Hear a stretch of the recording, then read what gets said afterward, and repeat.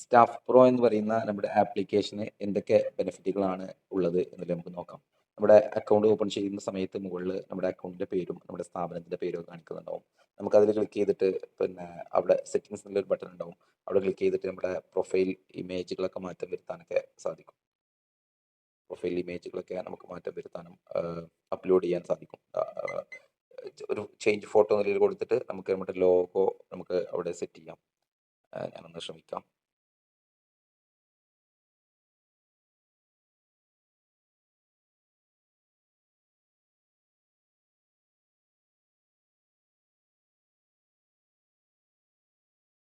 For example ഫ്രഷ്വുഡിൻ്റെ logo തൽക്കാലം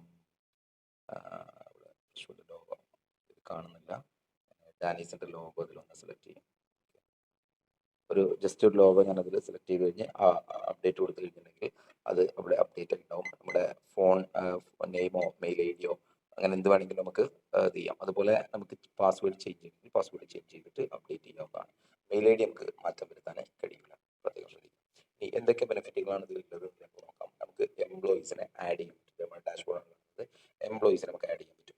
add employee ഇതിൻ്റെ മുകളിൽ കാണുന്ന ഏറ്റവും വലതുഭാഗത്ത് കാണുന്ന സ്ഥലത്ത് ആഡ് എംപ്ലോയി ഉണ്ടാവും. ഇതിൽ ഓൾറെഡി ആഡ് ചെയ്തിട്ടുള്ള എംപ്ലോയീസിനെ നമുക്ക് ഇവിടെ കാണാൻ കഴിയും. അതുപോലെ നമ്മുടെ ഒരു എംപ്ലോയീസിനെ ആഡ് ചെയ്ത് കഴിഞ്ഞാൽ ഈ ലിങ്ക്, ഈ കാണുന്ന ലിങ്കാണ് നമുക്ക് staff pro dot job dot club എന്ന് പറയുന്ന ഈ ലിങ്ക് നമുക്ക് സെൻഡ് ചെയ്ത് കൊടുക്കാൻ പറ്റും. നമ്മൾ ആഡ് ചെയ്തുള്ള സ്റ്റാഫുകളെ നമുക്ക് ഇവിടെ ഇങ്ങനെ കാണാൻ പറ്റും. സ്റ്റാഫിന്റെ പേര്, അവരുടെ മെയിൽ ഐ ഡി, നമ്മൾ അവർക്ക് പ്രത്യേകം കൊടുത്തിട്ടുണ്ടായിരുന്ന ഒരു കോഡ്, അക്കൗണ്ടിങ് സോഫ്റ്റ്വെയർ ഒക്കെ ഉപയോഗിക്കുന്നുണ്ടെങ്കിൽ അവർക്ക് നമ്മൾ കൊടുത്തില്ല കോഡ് ഇതാക്കാം. നമ്മൾ അവരുടെ ഡെസിഗ്നേഷൻ കാണിക്കും, അവരുടെ ഡിപ്പാർട്ട്മെന്റ് കാണിക്കും, ഫോൺ നമ്പർ കാണിക്കും, അവര് സാലറി പാക്കേജ് കൊടുത്തിട്ടുണ്ടെങ്കിൽ അതിവിടെ കാണിക്കും. ആക്റ്റീവ് ആണോ ഇനാക്റ്റീവ് ആണോ ഇതിൽ കാണിക്കും. അതുപോലെ അവരെ നമുക്ക് എഡിറ്റ് ചെയ്യണമെങ്കിൽ എഡിറ്റ് ചെയ്യാനുള്ള ബട്ടണും, അവരുടെ പാസ്വേഡ് ചേഞ്ച് ചെയ്യണമെങ്കിൽ പാസ്വേഡ് ചേഞ്ച് ചെയ്യാനുള്ള ബട്ടണും, അവരെ ഡിലീറ്റ് ചെയ്യണമെങ്കിൽ ഏറ്റവും അവസാനത്തിൽ അവരെ ഡിലീറ്റ് ചെയ്യാനുള്ള ബട്ടണും കാണിക്കും. ഒരു എംപ്ലോയീസിനെ ആഡ് ചെയ്യാൻ പറയുന്ന സമയത്ത് എങ്ങനെയാണ് നമ്മൾ ആഡ് ചെയ്യുന്നതെന്നില്ല നോക്കാം. എംപ്ലോയീസിനെ ആഡ് ചെയ്യുന്ന സമയത്ത് ഇതുപോലെ ഒരു പോപ്പപ്പ് ആണ് വരിക. അവിടെ ഫുൾ നെയിം അടിച്ചു കൊടുക്കുക, അവരുടെ ഇമെയിൽ ഐ ഡി അടിച്ചു കൊടുക്കുക, എംപ്ലോയിക്ക് നമ്മളൊരു കോഡ് കൊടുക്കുന്നുണ്ടെങ്കിൽ ആ കോഡ് അടിച്ചു കൊടുക്കുക, ടെമ്പറലി ഒരു പാസ്വേഡ് സെറ്റ് ചെയ്ത് കൊടുക്കുക, ഫോൺ നമ്പർ അടിക്കുക, അവരുടെ ഡെസിഗ്നേഷൻ എന്താണെന്നുള്ളത് ടൈപ്പ് ചെയ്ത് കൊടുക്കുക. ഓൾറെഡി നമ്മൾ ഡിപ്പാർട്ട്മെന്റ് സെലക്ട് ചെയ്തിട്ടുണ്ടാവും. നമുക്ക് മുൻകൂട്ടി ആദ്യം ഡിപ്പാർട്ട്മെന്റുകൾ സെലക്ട് ചെയ്ത് വെക്കാൻ പറ്റും. ഈ ഡിപ്പാർട്ട്മെന്റിൽ ഇതിൽ അവൈലബിൾ ആയിട്ടുള്ള ഡിപ്പാർട്ട്മെന്റുകൾ ഇപ്പം അക്കൗണ്ടിങ്, സെയിൽസ്, മാർക്കറ്റിംഗ്, മാനേജർ അങ്ങനെയുള്ള ഓരോ പോസ്റ്റുകൾ ഉണ്ടാവും. അപ്പോൾ അത് നമുക്ക് സെലക്ട് ചെയ്ത് കൊടുക്കാം. അതിനുശേഷം അവരുടെ സാലറി ഫിക്സ് ചെയ്ത് കൊടുക്കാം. പിന്നെ ഓപ്ഷനിലാണ് വേണമെങ്കിൽ ചെയ്താൽ മതി. എമർജൻസി കോൺടാക്ട്, അവരുടെ ഫോൺ നമ്പറിൽ കിട്ടാതിരിക്കുമ്പോൾ അവരുടെ ഫാമിലിയുടെ ഒരു ഫോൺ നമ്പർ എപ്പോഴും നമ്മൾ സേവ് ചെയ്യുന്നത് നല്ലതാണ്. നമുക്ക് ഇതിൽ നിന്ന് അതെടുത്തിട്ട് ചെയ്യാൻ പറ്റും. അഡ്രസ്സ് ആഡ് ചെയ്ത് കൊടുക്കാം. ഇവിടെ നമുക്ക് അവരുടെ ഒരു ഫോട്ടോ നമുക്ക് ആഡ് ചെയ്ത് കൊടുക്കാം. ഒരു ഫോട്ടോ ജസ്റ്റ് അവരെ ഫോട്ടോ എടുത്ത് കഴിഞ്ഞാൽ ആ ഫോട്ടോ അവിടെ സ്റ്റാഫായിട്ട് ആഡ് ചെയ്യാൻ പറ്റും. ആഡ് എംപ്ലോയി എന്ന് കൊടുത്തു കഴിഞ്ഞാൽ ആ എംപ്ലോയി അവിടെ ആഡ് ആയിട്ടുണ്ടാവും. ഇതിവിടെ ഫില്ല് ചെയ്യാത്തതുകൊണ്ടാണ് ഞാൻ ജസ്റ്റ് ഒരു ടെസ്റ്റ് എന്നുള്ള പേര് കൊടുക്കുന്നു. ടെമ്പററി പാസ്വേഡ് കൊടുക്കുമ്പോൾ നമ്മളൊരു പെട്ടെന്ന് ഒരാൾക്ക് ആക്സസ് ചെയ്യാൻ പറ്റാത്ത രൂപത്തിലുള്ള പാസ്വേഡ് വേണം കൊടുക്കാൻ. പിന്നെ അവർക്ക് അവരുടെ യൂസിൽ കയറിയിട്ട് അത് മാറ്റം വരുത്താവുന്നതാണ്. അപ്പോൾ ആഡ് ചെയ്ത് കഴിഞ്ഞതിന് ശേഷം നമ്മൾ ഇവിടെ ഈ ഒരു ബട്ടണിൽ ഇത് കോപ്പി ചെയ്തതിന് ശേഷം അല്ലെങ്കിൽ ഇത് നേരിട്ട് നമുക്ക് അവരുടെ വാട്സപ്പിലേക്ക് നേരിട്ട് ഷെയർ ചെയ്യാൻ പറ്റും. നേരിട്ട് ഷെയർ ചെയ്യുന്ന സമയത്ത് നമ്മളവിടെ ഫോൺ നമ്പർ അടിച്ചുകൊണ്ട് നമുക്ക് നേരിട്ട് വാട്സപ്പിലേക്ക് പോകുന്നുണ്ടാവും.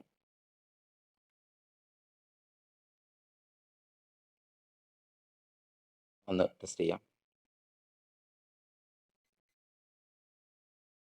ഓക്കെ, അവരുടെ വാട്സപ്പിലേക്ക് നമുക്ക് നേരിട്ട് സ്റ്റാഫിൻ്റെ ലിങ്ക് അയച്ചു കൊടുക്കാവുന്നതാണ്. അപ്പോൾ ഇതിൽ ക്ലിക്ക് ചെയ്ത് ലോഗിൻ ചെയ്യുന്ന സമയത്ത് അവർക്ക് ഏത് നമ്പറിലാണോ അവർ ലോഗിൻ ചെയ്തത് അതിൽ തന്നെ അവർക്ക് എന്ത് ചെയ്യാൻ പറ്റും, പിന്നെ ഓപ്പൺ ചെയ്യാൻ പറ്റും. ഇതിൽ ഓൾറെഡി ഇത് ഉണ്ടായതുകൊണ്ടാണ് നമുക്ക് അത് കാണിക്കുന്നത്. ഓക്കെ, അവർക്ക് ലോഗിൻ ചെയ്യാൻ കഴിയും. ഡിപ്പാർട്ട്മെന്റ്, നേരത്തെ പറഞ്ഞ ഡിപ്പാർട്ട്മെന്റുകൾ നമ്മൾ ആഡ് ചെയ്യുന്നത് ഇങ്ങനെയാണ്. നമുക്ക് ഡിപ്പാർട്ട്മെന്റുകൾ ഇവിടെ ആഡ് ചെയ്യാൻ പറ്റും. ആഡ് ഡിപ്പാർട്ട്മെന്റ് ഇതിലിപ്പോൾ ആഡ് ചെയ്തിട്ടുള്ള അക്കൗണ്ട്സ്, മാനേജർ, മാർക്കറ്റിംഗ്, ഇത്രയും ഡിപ്പാർട്ട്മെന്റുകളാണ് ആഡ് ചെയ്തിട്ടുള്ളത്. ഇനി അറ്റൻഡൻസ്, അതാ ദിവസത്തെ അറ്റൻഡൻസ് നമുക്ക് കാണാൻ കഴിയുക എങ്ങനെയാണ്. ഇതിപ്പോൾ ഒരു ടെസ്റ്റ് ചെയ്തതാണ്. ഷബീബ് എന്ന് പറയുന്ന സ്റ്റാഫ് ഇന്ന് ലേറ്റ് ആണ്. 12:50 ചെക്ക് ഇൻ ചെയ്തത്. 12:50 ചെക്ക് ഇൻ ചെയ്തത്. ചെക്കൗട്ട് ചെയ്തത് 12:56. ഇത് ലേറ്റ് ആണ്.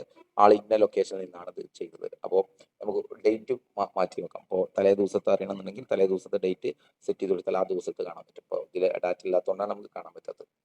അതുപോലെ ഇപ്പോൾ ഇന്നത്തെ ഒരു എക്സാമ്പിൾ, ഇന്നത്തെ ഡാറ്റ നമ്മളൊന്ന് സെറ്റ് ചെയ്ത് കഴിഞ്ഞാൽ അത് CSV ഫയലായിട്ട് നമുക്ക് ഡൗൺലോഡ് ചെയ്യാവുന്നതാണ്. ഡൗൺലോഡ് ചെയ്ത് കഴിഞ്ഞാൽ നമുക്കത് ഇതേപോലെ ഒരു ഷീറ്റ് ആയിട്ട് കാണും. ഇന്ന സ്റ്റാഫ് കോഡ് സ്റ്റാറ്റസ് ലേറ്റ് ആണ് ഇന്ന ഡേറ്റുകളിൽ, അത് കറക്റ്റായിട്ട് അത് നമുക്ക് ഒരു PDF, ഒരു എക്സൽ ഫയലായിട്ട്, ഒരു CSV ഫയലായിട്ട് നമുക്ക് കിട്ടുന്നത്. ഓക്കെ, അത് കഴിഞ്ഞാൽ നമ്മുടെ ടാസ്ക് ബോക്സ്, ഇത് നമ്മുടെ ഇമ്പോർട്ടൻ്റ് ആയിട്ടുള്ള ഒരു സംഗതിയാണ്. നമുക്ക് ഇഷ്ടംപോലെ ഒരു 10 സ്റ്റാഫുകളുണ്ട്. ആ സ്റ്റാഫുകൾക്ക് ഒരു ടാസ്ക് ഷെഡ്യൂൾ ചെയ്യണം. നമ്മൾ സാധാരണ ചെയ്യുന്നത് വാട്സപ്പിലേക്ക് ആ ടാസ്ക് അയച്ചു കൊടുക്കുകയോ അല്ലാന്നുണ്ടെങ്കിൽ നമ്മൾ പിന്നെ ഫോൺ വിളിച്ചിട്ട് പറയുകയാണ് ചെയ്യുന്നത്. ഇത് ടോട്ടലി റെക്കോർഡിക്കലാക്കാം. നമുക്കിപ്പോൾ ഒരു എക്സാമ്പിൾ പറയാം. ന്യൂ ടാസ്ക് എന്നുള്ള ബട്ടണിൽ ക്ലിക്ക് ചെയ്ത് കഴിഞ്ഞാൽ ആ ടാസ്ക് ഷെഡ്യൂൾ ചെയ്യുന്ന ഒരു പിന്നെ പോപ്പ് ഓപ്പൺ ചെയ്ത് വരും. ആ ടാസ്ക് എന്താണെന്നുള്ളത് ഇപ്പോൾ ജസ്റ്റ് ഒരു പിന്നെ ഏതെങ്കിലും ഒരു അക്കൗണ്ട്സ് ഒരാൾക്ക് നമ്മൾ സ്റ്റേറ്റ്മെന്റ് എടുക്കാന്ന് പറഞ്ഞിട്ട് ഒരു സ്റ്റേറ്റ്മെന്റ് എന്ന് പറഞ്ഞിട്ട് അല്ലെങ്കിൽ എ ബി സി സ്റ്റോറിന്റെ സ്റ്റേറ്റ്മെന്റ് പിന്നെ അയക്കണം എന്നാണെങ്കിൽ statement A B C store അതിൽ നമുക്ക് എന്തെങ്കിലും ടൈപ്പ് ചെയ്യണമെന്നുണ്ടെങ്കിൽ നമുക്ക് മലയാളത്തിലോ ഇംഗ്ലീഷിലോ ഒക്കെ നമുക്ക് ടൈപ്പ് ചെയ്യാം. നമ്മൾ ടൈപ്പ് ചെയ്തതിന് ശേഷം ഏത് സ്റ്റാഫിനാണ് ഇത് അസൈൻ ചെയ്യുന്നത് നോക്കാം. അപ്പോൾ നമ്മുടെ സ്റ്റാഫുകളുടെ ലിസ്റ്റ് മൊത്തമായിട്ട് ഇവിടെ കാണുന്നുണ്ടാവും. അപ്പോൾ ഷബീബിനാണെങ്കിൽ ഷബീബ് എന്നുള്ള ആൾക്ക് അതിൻ്റെ പ്രിയോറിറ്റി എത്രത്തോളം അവർ സാവധാനത്തിൽ ശ്രദ്ധിച്ചാൽ മതിയോ, ഹൈ ആണോ അർജന്റ് ആണോ, അർജന്റ് ആണെങ്കിൽ അർജന്റ് എന്നുള്ള കൊടുത്തു കഴിഞ്ഞാൽ നമുക്കത് ചെയ്യാൻ പറ്റും. അത് ഏത് ഡേറ്റിലാണ് ഇത് സെൻഡ് ചെയ്യേണ്ടത് എന്നുള്ളത് അവർക്ക് നമുക്ക് ഷെഡ്യൂൾ ചെയ്യാൻ പറ്റും. ഇന്ന് തന്നെ ചെയ്യേണ്ടതാണെങ്കിൽ ഇന്ന് ഉള്ള ഡേറ്റിൽ അല്ലെങ്കിൽ മറ്റൊരു ഡേറ്റിലേക്ക് നമുക്ക് മാറ്റാൻ പറ്റും. അപ്പോൾ ഇന്നത്തെ ഡേറ്റിലാണെന്നുണ്ടെങ്കിൽ നമ്മൾ ക്രിയേറ്റ് കൊടുത്തു കഴിഞ്ഞാൽ ഒരു ടാസ്ക് ക്രിയേറ്റഡ് ആയിട്ടുണ്ടാവും. ഇത് അർജന്റിൽ കിടക്കുന്ന statement A B C store എന്നുള്ള സ്റ്റാഫിലേക്ക് ആ ഒരു ഇത് പോയി. ആള് ചെയ്ത് കഴിഞ്ഞാൽ ഇപ്പോൾ ഈ ഒരു വർക്ക് ഈ A B C store follow up എന്ന് പറയുന്ന ഇത് ഹൈ ആണ്. ഇത് കംപ്ലീറ്റ് ചെയ്ത് കഴിഞ്ഞു വേണ്ട, മറ്റേത് പെൻഡിങ്ങിലാണ്. നമുക്കിവിടെ കാണാൻ കഴിയും. ഇതിപ്പോൾ ആൾ കംപ്ലീറ്റ് ചെയ്തു എന്നുള്ളത് നമുക്കതിൽ നോക്കിയാൽ കാണാൻ പറ്റും. ഇങ്ങനെ നമുക്കത് ചെയ്യാൻ പറ്റും. മാത്രമല്ല ആ ഓരോ സ്റ്റാഫുകൾക്കും അവരവരുടെ ടു ഡു ലിസ്റ്റിനെ മാനേജ് ചെയ്യാൻ പറ്റും. ഓരോ ആളുകൾക്കും അവരുടെ ടു ഡു ലിസ്റ്റിനെ ഇത് ഇന്നത്തെ ഓരോരുത്തരും സെറ്റ് ചെയ്തുള്ള ടു ഡു ലിസ്റ്റാണ്. ഇന്ന് രാവിലെ അവർ സ്ഥാപനത്തിലേക്ക് വരുമ്പോൾ അവരെന്തൊക്കെ ചെയ്യണം എന്നുള്ളത് അവർക്ക് തലേ ദിവസം തന്നെ പ്ലാൻ ചെയ്യാം. ഇനി അതല്ല ഒരു 10 ദിവസം കഴിഞ്ഞിട്ട് വരുന്ന തിങ്കളാഴ്ച അല്ലെങ്കിൽ ഒരു ശനിയാഴ്ച നമ്മൾ ഏത് വർക്ക് എടുക്കണം എന്നുള്ളത് ഇന്ന് തന്നെ ഷെഡ്യൂൾ ചെയ്യാൻ പറ്റും. അത് സ്റ്റാഫിലാണ് അതിനുള്ള ആക്സസ് ഉണ്ട്. ഇതിൽ നമ്മൾ സ്റ്റാഫിനെ സെലക്ട് ചെയ്തിട്ട് ഷബീബ് എന്ന് പറയുന്ന സ്റ്റാഫിന് മാത്രമാണ് നമുക്ക് അറിയേണ്ടതെന്നുണ്ടെങ്കിൽ, ആളുടെ ഇന്ന ഡേറ്റ് മാത്രമാണ് നമുക്ക് അറിയേണ്ടതെന്നുണ്ടെങ്കിൽ നമുക്ക് എന്ത് ചെയ്യാം, ആളുടെ ഡേറ്റ് സെലക്ട് ചെയ്യാം. 28 ജൂലൈയിൽ 28 ജൂലൈ സെലക്ട് ചെയ്ത് കഴിഞ്ഞു. ഇവിടെ നമ്മൾ 28 ജൂലൈ സെലക്ട് ചെയ്ത് കഴിഞ്ഞു. സെലക്ട് ചെയ്ത് കഴിഞ്ഞാൽ ഇന്ന് 28-ാം തീയതി ആള് ഷെഡ്യൂൾ ചെയ്തതിൽ 15 ടാസ്ക്കാണ് ആള് ടോട്ടൽ ഷെഡ്യൂൾ ചെയ്തിട്ടുള്ളത്. ഇന്ന് ചെയ്യണമെന്ന് അയാൾ പ്ലാൻ ചെയ്തത് 15 ടാസ്കുകളാണ്. അതിൽ 9 വർക്ക് കഴിഞ്ഞു, 6 പെൻഡിങ് ഉണ്ട്. അപ്പോൾ നമുക്ക് കാണാൻ പറ്റും. അപ്പോൾ ആള് ഇന്ന് രാവിലെ അയാൾ ഷെഡ്യൂൾ ചെയ്തിട്ടുണ്ട് daily bank statement correcting HDFC. അയാൾ കംപ്ലീറ്റ് ചെയ്തു. സ്റ്റാറ്റസ് അയാളെ പണി കംപ്ലീറ്റ് ആയിട്ടുണ്ട്. ഷബീബിന്റെ ആർ പിയുടെ ഡൺ ആയിട്ടുണ്ട്.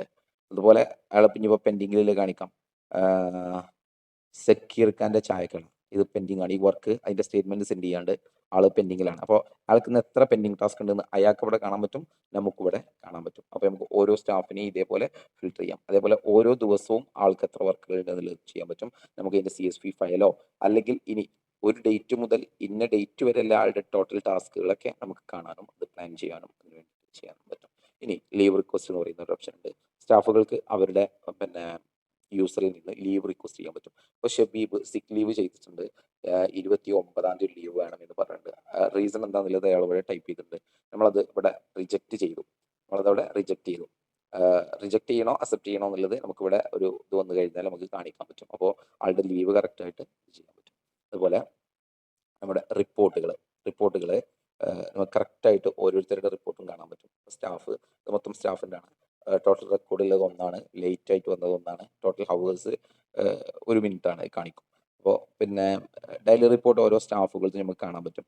ഷബീബ് പറഞ്ഞ ആളുടെ ഡെയിലി റിപ്പോർട്ട് എന്താണ്, ഷബീബിൻ്റെ ഡെയിലി റിപ്പോർട്ട് ഇതാണ്. ഇങ്ങനെ ഓരോരുത്തർക്കും ഡെയിലി റിപ്പോർട്ട് നമുക്ക് കാണാൻ പറ്റും. ആളുടെ അവിടെ ക്ലിക്ക് ചെയ്യുന്ന സമയത്ത് ഓരോരുത്തരും എന്ത് വർക്കാണ് ഡെയിലി എടുത്തത് എന്നുള്ളത് നമുക്ക് റിപ്പോർട്ടിൽ കാണാൻ പറ്റും. അതുപോലെ ഓഫീസ് സെറ്റിങ്ങിൽ നമുക്ക് ലൊക്കേഷൻ സെറ്റ് ചെയ്യാൻ കഴിയും.